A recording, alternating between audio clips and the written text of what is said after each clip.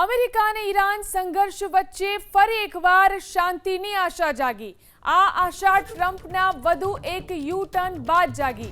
ટ્રમ્પે 5 કલાકની અંદર જ પોતાનો નિર્ણય બદલી નાખ્યો। પહેલા કહ્યું કે ઈરાન પર જોરદાર હુમલો કરીશું અને ખર્ગ દ્વીપ પર કબજો કરી લઈશું, પરંતુ પછી અચાનક 5 કલાક બાદ જાહેરાત કરી કે ઈરાન સાથે કરાર પર લગભગ વાત બની ચૂકી છે, તેથી અમેરિકા ઈરાન પર હુમલો નહીં કરે। ટ્રમ્પે દાવો કર્યો હતો કે ડીલ પર માત્ર હસ્તાક્ષર થવાના બાકી છે। ટ્રમ્પે એવું પણ કહ્યું કે ટૂંક સમયમાં જ કરાર પર સહી પણ થઈ જશે। આ સાથે જ ટ્રમ્પે દાવો કર્યો કે ડીલ થતાની સાથે જ હોર્મુઝની સામુદ્રધુની ખોલી દેવામાં આવશે।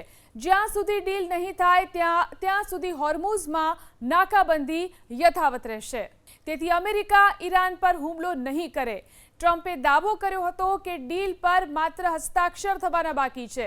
ટ્રમ્પે એવું પણ કહ્યું કે ટૂંક સમયમાં જ કરાર પર સહી પણ થઈ જશે।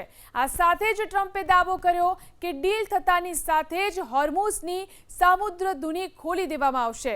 જ્યાં સુધી ડીલ નહીં થાય ત્યાં સુધી હોર્મુઝમાં નાકાબંધી યથાવત રહેશે।